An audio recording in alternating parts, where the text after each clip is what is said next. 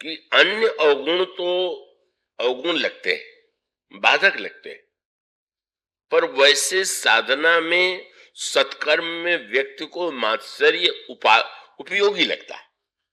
उपयोगी माने कई एक व्यक्ति ने दान दिया और उसको देख करके मात्सर्य आया, मुझसे आगे कैसे बढ़ेगा, मैं और दूंगा। तो मानो मात्सर्य की वृत्ति एक प्रकार से उदारता में मनुष्य के सहायक बनती है, और उसी में नहीं। किसी ने कहा हमें घंटे पाठ करते, तो होड़ लग जाती है कि हम 2 घंटे पाठ करेंगे। हम मास पारायण करते हैं तो हम नवाह पारायण करेंगे। मानो मात्सर्य को व्यक्ति जो है गुण के रूप में देखता है, और प्रारंभ में मात्सर्य जो है वो सहायक भी होता। और इसलिए सबसे बड़ी कठिनाई क्या है, वो जो आजकल खेल में नियम है वो बहुत सुंदर नियम है, वो समझ में आने योग्य है, पर इन खेलों में नियम है, जीवन में वो नियम नहीं। खेल में नियम है कि अगर कोई व्यक्ति औषधि लेकर के विजयी हो जाए तो पहले तो उसको सम्मिलित नहीं करेंगे, और घोषित हो जाएगा तो उसको निकाल दिया जाएगा। और इसका अर्थ क्या है कि आपने दूसरे को हराने के लिए, परास्त करने के लिए कोई दवा ले ली जो आपकी शक्ति स्वयं नहीं, जिस दवा के द्वारा आपको क्षणिक रूप से अधिक शक्ति की अनुभूति हुई, तो नकली वस्तु के द्वारा आपने दूसरे को हरा दिया, तो वो आपकी विजय नहीं। तो खेल का यह नियम हम लोगों के यहाँ खेलों में ही तक है, जीवन में उल्टा ही है। जीवन में कभी क्या कोई कहता है कि जो व्यक्ति अनुचित रूप से आगे बढ़ेगा वो इस समाज के खेल से निकाल दिया जाएगा? कभी नहीं निकाला जाता। ये अंतर है, और उसका स्वाभाविक परिणाम यह है, श्री भगवान व्यास का अभिप्राय ये है कि ये मात्सर्य तो ऐसी वस्तु है जो दवा जैसी लगती, पर वो नकली दवा है। क्योंकि उस मात्सर्य का परिणाम यह होगा कि व्यक्ति जो है वो केवल अच्छा ही कार्य नहीं करेगा, उसको ये भी लगेगा कि अच्छा कार्य ये नहीं करना है, और जो अच्छा कार्य करने वाले हैं उनको नीचा भी दिखाना है। और तब जब वो ये सोच लेगा कि अच्छा काम करते हुए हमें दूसरे को नीचा दिखाना है, तो अंत में जो व्यक्ति के जीवन में मात्सर्य से अच्छी बातें आती हैं वो कभी टिकाऊ नहीं होंगी, वो नकली वस्तु है। का व्यक्ति के मन में स्वयं जो है इच्छा उत्पन्न हो और वो शक्ति हो तो वो कल्याणकारी है। और होड़ में किया जाए तो समाज में उसको महत्व दिया जाता है, दिया जाएगा, लेकिन आंतरिक जीवन में तो ये वस्तु जो है वो बड़ी घातक है। इसलिए भगवान वेद व्यास जब ये कहते हैं कि इसमें मात्सर्य रहित धर्म का उपदेश है, तो उसके सूत्र में उसके पीछे निहित तात्पर्य। युधिष्ठिर ने राजसूय यज्ञ किया, उस यज्ञ में बुलाया गया दुर्योधन को भी। दुर्योधन ने वहां का वैभव देखा, युधिष्ठिर का महल देखा, और वहां पर ऐसी घटनाएं घटित हुई कि वह बड़े दुखी मन से लौटा। पर लौटने के बाद उदास रहने लगा, और तब उसकी उदासी को देख करके कर्ण ने पूछा कि आप उदास क्यों रहते? तो यही कहा कि अब युधिष्ठिर राजसूय के द्वारा सारे विश्व में पूज्य हो गए, और मैं नहीं इस पूजा का अधिकारी बन पाया। उतना राजा आए और ऋषि मुनि आए और कितना सम्मान हुआ। तो कर्ण ने कहा कि आप चिंता छोड़िए, आप विष्णु यज्ञ कीजिए, और विष्णु यज्ञ के विधान में मैं परिभ्रमण करूंगा और राजाओं को आमंत्रित करूंगा, पराजित करूंगा, आने के लिए बाध्य करूंगा। और दुर्योधन ने एक बड़ा यज्ञ किया और यज्ञ में बड़ा दान दिया, राजाओं को आमंत्रित किया, मुनियों को आमंत्रित किया, पर उसका मूल क्या हुआ? मानो दुर्योधन का जो धर्म है वो मात्सर्य की वृत्ति से प्रेरित है, धर्म की भावना से प्रेरित नहीं। और ये सत्य जो है, इस बात को बहुत कम लोग समझ पाते हैं कि हमारी सबसे बड़ी समस्या है कि हमारे जीवन का अशुभ तो अशुभ है ही, जो शुभ है उसके मूल में भी मात्सर्य की वृत्ति है। तो अब मानो मात्सर्य की वृत्ति को महत्व देने का अभिप्राय और यही सूत्र यहां पर है। मानो अब वो जो वृत्ति है, वो वृत्ति में परिवर्तन होना चाहिए। राजा के रूप में तो वो बातें होंगी, पर यहां जब वो तीर्थ यात्रा के लिए चलते हैं तो वो राजा के रूप में नहीं है कि मैं राजा बन करके बड़ा दान दूंगा और भिखारी लोग का वो हमारी जय जयकार करेंगे। वहां तो वृत्ति है। तीर्थ में जाकर के नदी के किनारे बैठ गए और तीर्थ में नदी के किनारे बैठ करके किसी स्थान में बैठ करके तीर्थ की महिमा, तीर्थ में क्या, कैसे इस तीर्थ की स्थापना हुई, कैसे इस तीर्थ के स्नान से व्यक्ति के जीवन में परिवर्तन आता है। मानो मुनियों का अभिप्राय यह था कि राजा के रूप में जो तुमने जो तीर्थ यात्रा किया, वो तीर्थ यात्रा अपने समय में ठीक थी, पर अब तो तुम्हें फिर से तीर्थ यात्रा करना है। और गोस्वामी ने लिखा, जहां जहां तीर्थ रहे सुहाए, मुनि ने सकल सादर करवाए। परिणाम क्या हुआ? दुबले हो गए। स्वाभाविक है, राजा है तो शरीर स्वस्थ था, स्थूल था। अब वन में जब बलकल वस्त्र पहन करके कंदमूल फल खा करके तीर्थ यात्रा की तो शरीर दुबला हो गया। शरीर दुबला हो जाने का अभिप्राय उसको उस अर्थ में कि व्यक्ति जो है जब संयम के द्वारा अपने शरीर की वृत्तियों को बस में कर ले, उसका अभिप्राय है कि अभी तो ऐसा लगता है कि ऐसा भोजन नहीं मिलेगा तो हमारा पेट ही नहीं भरेगा, हमें अच्छा ही नहीं लगेगा। और उसका अभिप्राय है कि वह व्यक्ति अब उस वृत्ति से ऊपर उठा, तब की वृत्ति आ गई, सत्वगुण की वृत्ति आ गई। और उसके बाद जब वो तीर्थ यात्रा कर चुके तो मुनियों ने कहा कि अब आप कथा सुनिए। कृष्ण शरीर मुनिपट परिधाना, सत समाज नित सुनहि पुराना। पुराण भी, कथा भी नित्य होती है राजमहल में।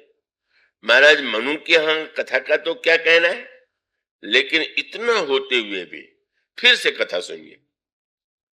और उसका अर्थ है कथा भी कई तरह से सुनी जाती है, या अन्य अन्य किसी वृत्ति से जो आए हैं, क्या वो कथा में नहीं है क्या?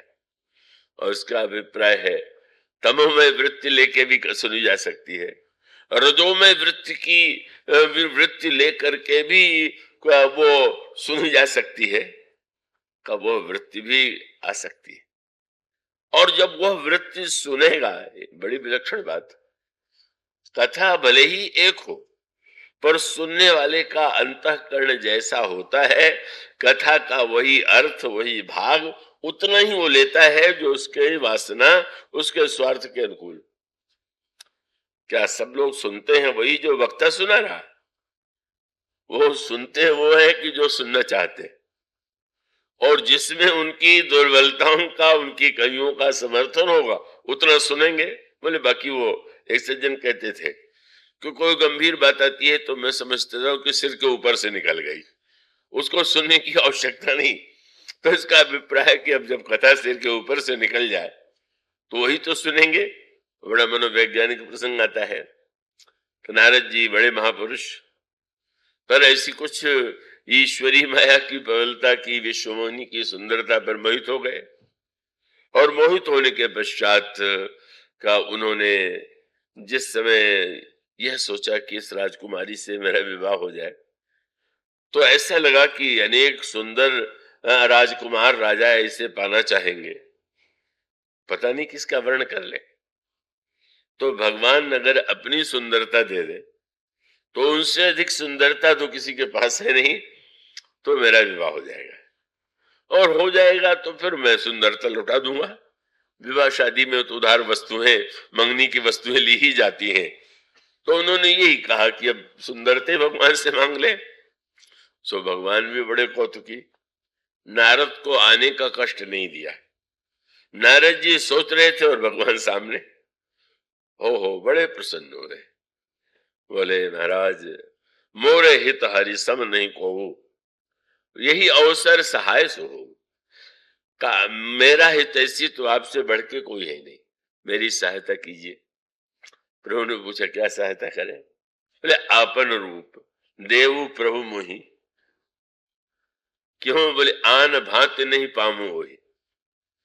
अब आप सुंदरता दे दीजिए, नहीं तो और किसी उपाय से मैं उसे नहीं पा सकता। भगवान बहुत हंसे कि आज तक माया से मुक्ति पाने के लिए लोग भगवान के पास आते थे, भगवान के पास आकर माया को पाने के लिए बड़ा अद्भुत।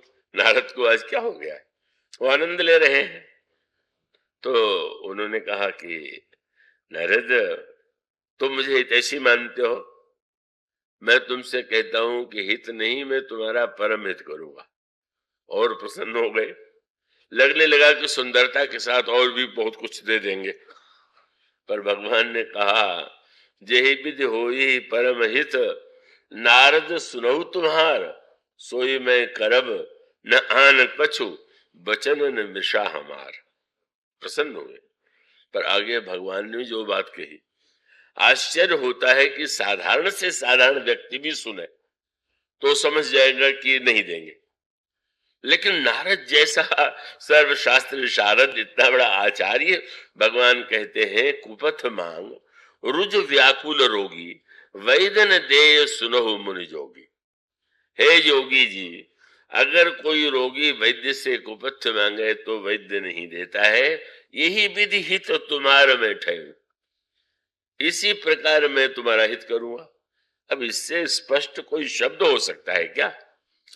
पर नारद ने सुना कि नहीं सुना? बिल्कुल नहीं सुना। ये केवल नारद की बात नहीं, नारद जी तो एक 10 मिनट के लिए, अधिकांश श्रोता तो सारे जीवन भर वही सुनते रहते हैं जितना सुनना चाहते हैं। और उसका अर्थ क्या था?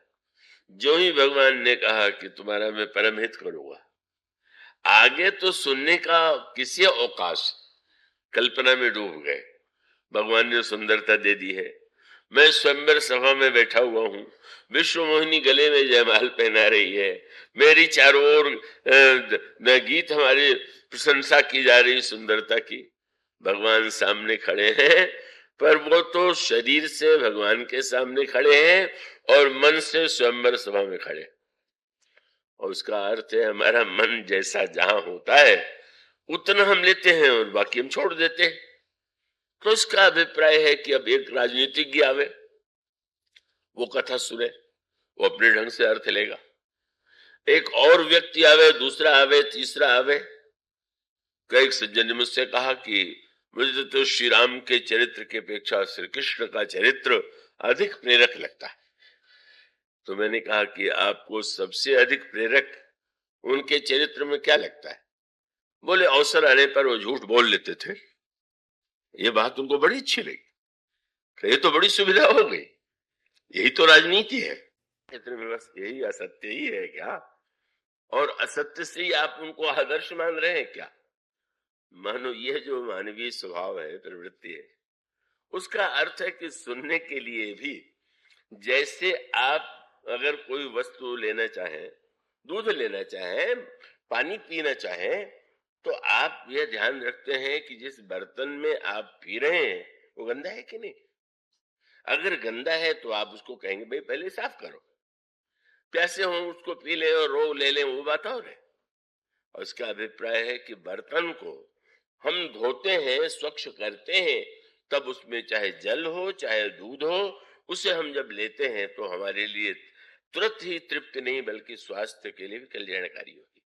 और इसका अभिप्राय कि सुनने के लिए बर्तन तो साफ कर दिया जाए, पहले स्वच्छ उसे तो कर लिया जाए। इसलिए रामायण में बात कही गई कि मति से मत सुनिए, सुमति से सुनिए। सुमति भूमि थल हृदय अगाधो। और इसका अभिप्राय कि जब मति को स्वच्छ और स्वच्छ करने के लिए ही तो गोस्वामी जी महाराज किनसे प्रार्थना कर रहे हैं? जनक नंदिनी सीता से। जनक सुता जग जननी जानकी, अतिशय प्रिय करुणा निधान की। सीता जी सर्व कुछ, सब कुछ, समस्त सिद्धियों की स्वामिनी है, समस्त ब्रह्मांड की स्वामिनी है। उनसे क्या मांगा उन्होंने? क्या संपत्ति मांगी? क्या कीर्ति मांगी? क्या पद मांगा? कुछ नहीं मांगा। वह मांगा जो कम लोग मांगेंगे, और मांगने की वस्तु तो वही। और वह वस्तु क्या थी? जनक सुता जग जननी जानकी अतिशय प्रिय करुणा निधान की, ताके जुगपद कमल मनावूं जा सुकृपा निर्मल मति पाऊं। माँ आप प्रसन्न हो करके मेरी बुद्धि को निर्मल बना दे। और इतना बड़ा सूत्र है हमारी सनातन धर्म की मान्यता में, किसी भी संप्रदाय में क्यों न हो व्यक्ति, उसको गायत्री मंत्र का जप अवश्य करना चाहिए। तो गायत्री मंत्र की क्या विलक्षणता है? गायत्री मंत्र का मूल तात्पर्य यही है कि हमारी बुद्धि पवित्र हो, शुद्ध हो, तेजोमयी हो। और उसका अभिप्राय है कि जीवन में सर्वोत्कृष्ट वस्तु ही है बुद्धि की शुद्धता। बुद्धि अगर अशुद्ध है तो श्रेष्ठ से श्रेष्ठ वस्तु पा करके भी हम दुरुपयोग करेंगे, और बुद्धि शुद्ध है तो हमारे जीवन में वो जो कुछ मिलेगा उसका हम कल्याणकारी उपयोग करेंगे। तो इसलिए जब वो तीर्थ यात्रा कराते हैं, जब उनको कथाएं सुनाते हैं, तो कहा तुम बहुत बड़े धार्मिक, पर तुम राजा रह चुके हो, राजा के रूप में तुमने कथा सुनी, और अब उस कथा को तुम एक साधक के रूप में का, पुराणों में तो राजनीति भी है, वेद भी है, व्यवहार भी है, उनका महत्व है जीवन में, लेकिन जो अंतिम उद्देश्य के लिए आया हुआ है, और तब उसका परिणाम आप देखते हैं। कृष्ण शरीर मुनिपट परिधाना, सत समाज नित सुनहि पुराना। और सुनने का फल क्या होना चाहिए? 12 अक्षर मंत्र वर जपहि सहित अनुराग, वासुदेव पद पंकरुह दंपति मन अतिलाग। सुनने का फल होना चाहिए भगवान के नाम, भगवान के मंत्र का जप करना, और भगवान के मंत्र का जप करते करते अनुराग युक्त हृदय से अंत में भगवान को पा लेते हैं, और भगवान उन्हें पुत्र के रूप में जन्म लेने के लिए वरदान देते हैं, मैं तुम्हारा पुत्र बनकर के जन्म लूंगा। और तब महाराज दशरथ के रूप में वे श्री राम को प्राप्त करते हैं, धन्य हो जाते हैं। किंतु एक सूत्र बड़े महत्व का है, और वो सूत्र यही है कि वन में भी हम वह वृत्ति लेकर के जाएं जो प्रताप भानु की वृत्ति है। अब जब शिकार खेलने के लिए कोई जाए तो उसकी तो सारी वृत्ति केंद्रित हो रही है, कौन पशु है, कौन पशु पर कैसे बाण चलावे, कैसे उसको मार दें, कैसे खाल को, उसके मांस को ग्रहण कर ले। और तब प्रताप भानु जिस वृत्ति से वन में जाता है, और वहां एक सूत्र है जो यहाँ श्री भरत और प्रताप भानु की तुलना से जुड़ा हुआ है, और वो यह है कि भगवान श्री राम को ऐसा लगता है कि राज्य की अपेक्षा, नगर में रहने की अपेक्षा वन का जो आनंद है उसकी कोई तुलना नहीं हो सकती। और यही वृत्ति जनक नंदिनी सीता की है। उनको तो ऐसा लगता है, और वो हुआ भी यही, कि वन में उन्हें जिस सुख का अनुभव हुआ का उस सुख का अनुभव तो अयोध्या में कभी उन्हें हुआ ही नहीं।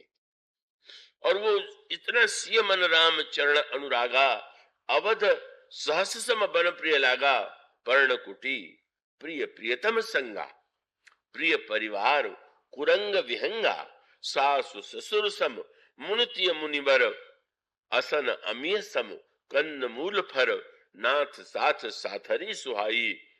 का मानो ऐसा दिव्य सुख, दिव्य आनंद की अनुभूति जहां पर किसी अन्य व्यक्ति का संकोच, किसी व्यक्ति की मर्यादा, और वो एक दिव्यानंद की अनुभूति वन में रह करके वे कर रहे। जिन श्री भरत को राज्य सुख देने के लिए कैकेयी जी के अंतर हृदय में जो दुर्वृत्ति जागृत हो गई, उनके अंतःकरण में जो पनपने लगा, का वृक्षों में भी अलग अलग प्रकार के वृक्ष माने जाते हैं। कुछ वृक्ष पवित्र माने जाते हैं, और कुछ वृक्ष जो है अपवित्र माने जाते हैं। कुछ नदियां पवित्र मानी जाती हैं, कुछ नदियां अपवित्र मानी जाती हैं, और इसके पीछे निहित संकेत है।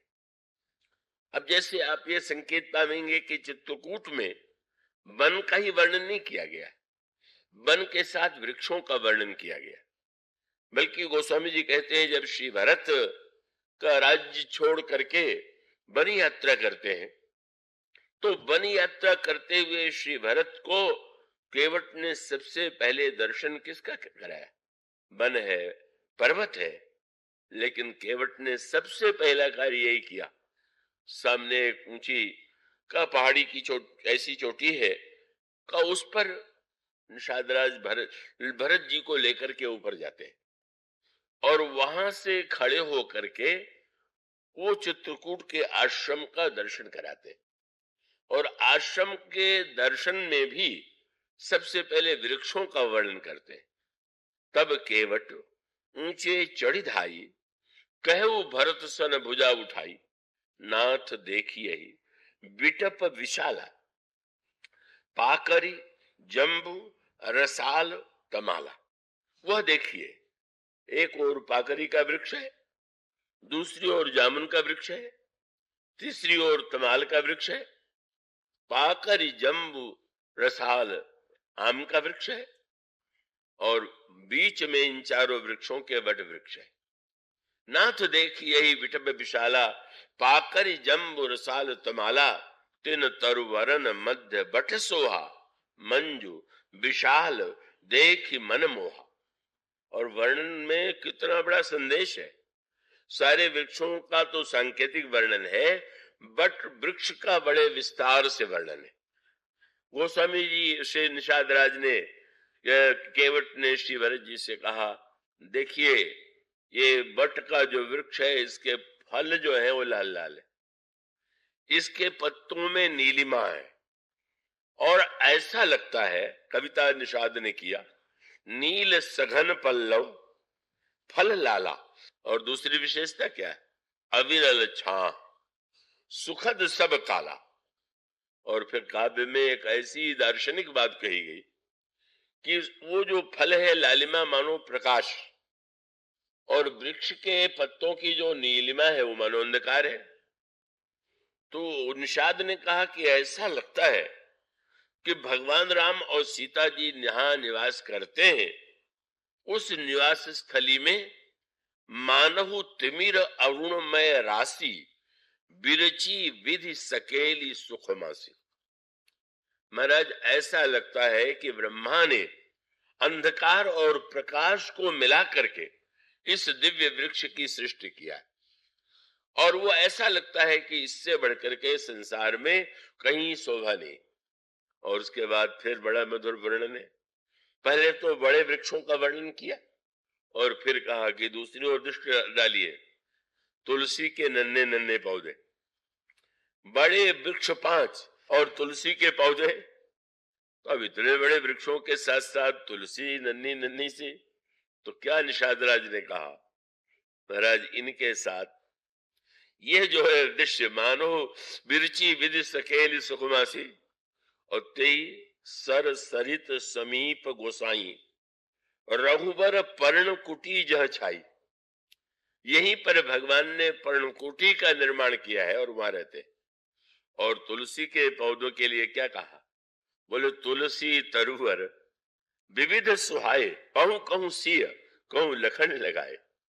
सीता जी और लक्ष्मण जी ने स्वयं इन तुलसी के पत्तों को जहां तहां लगाया है।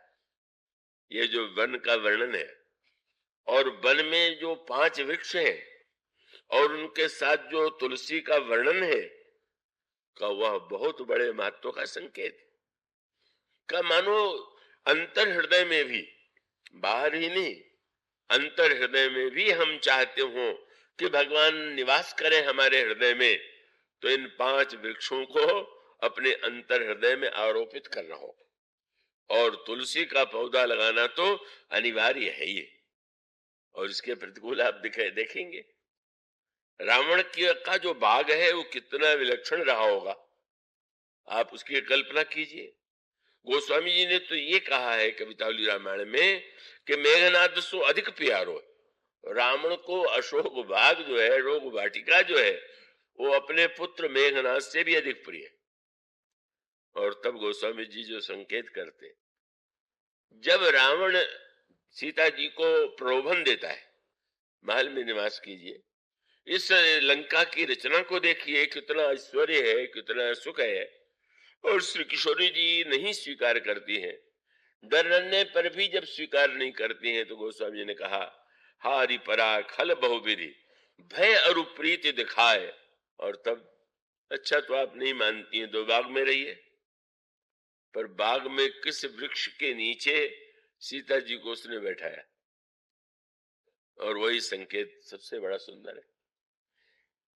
बरगद, आम, जामुन पाकर ऐसा नहीं।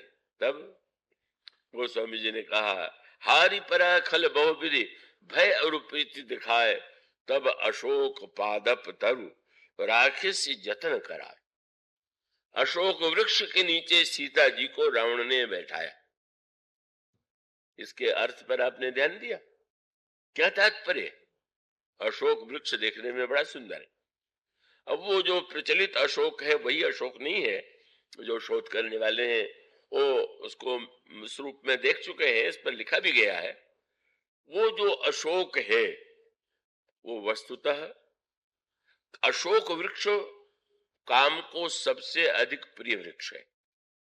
और उसका अभिप्राय यह है कि जो व्यक्ति सीता जी और श्री राम को बैठाता है वो 5 वृक्ष, और जो काम भावना से ग्रस्त जब वह रावण सीता जी को बैठाने के लिए अशोक वृक्ष का चुनाव करता है तो उसकी वृत्ति क्या है कि इनके हृदय में तप और त्याग के स्थान पर भोग की वृत्ति जागृत हो, मेरे प्रति आकर्षण जागृत हो। और वो अशोक वृक्ष जो है उसको लेकर के साहित्य में बहुत कुछ लिखा गया है, अद्भुत बात लिखी गई है। उसको आप भौतिक संदर्भ से न देख करके उसके लिए साहित्य में कवि सत्य कहते हैं। कवियों में ऐसी मान्यता प्रचलित है कि अशोक वृक्ष जो है का वो काम के जो वाण है और काम के जो वृक्ष है उसमें ऐसे रसाल और आम्र, इसकी चेष्टा की जाएगी। ये रसाल ऐसा वृक्ष है कि जो राम को भी प्रिय है और काम को भी प्रिय है, पर अशोक जो है वो काम का प्रिय वृक्ष है। और उसके लिए प्रसिद्ध है कि वो जब अशोक पहली बार फूलेगा तो उसको फूलने का उपाय क्या है? बोले, सर्वश्रेष्ठ सुंदरी षोड़शी श्रृंगार रस से बिल्कुल सुसज्जित होकर के जब अपने पैर से अशोक को ठोकर मारती है तो अशोक फूल जाता है। कामी का इससे बढ़िया चित्र क्या होगा? जो लात खाकर भी फूल जाए, मानो कामी इसके लिए प्रस्तुत है। तो व्यंग यही है कि वह जो अशोक वृक्ष के नीचे इतनी फटकार सुन करके भी आशा ये कर रहा है कि जनकनंदनी एक बार मेरी ओर दृष्टि डाले। और इसका मानो ये चित्र है, और चित्र यह है कि हमारे अंतर हृदय में आवश्यकता है वन की, वन में आवश्यकता है वृक्षों की, पर अशोक की नहीं। अशोक के वृक्ष को रहने दीजिए, उसके नीचे सीता जी को नहीं बैठाया जाता। और इसीलिए सीता जी कितनी दुखी रही इस अशोक के नीचे, पर अशोक के नीचे दुख कब दूर हो गया? जब अशोक के वृक्ष पर हनुमान जी बैठ गए। जब हनुमान जी बैठ जाए, शंकरावतार वैराग्य के घनीभूत प्रबल वैराग्य दारुण प्रवंजन तले, और वहां पर बैठ करके उन्होंने जो किया उसी से तो दुख दूर हुआ। क्या बोले, रामचंद्र गुण वर्णन लागा, सुनत ही सीता कर दुख भागा।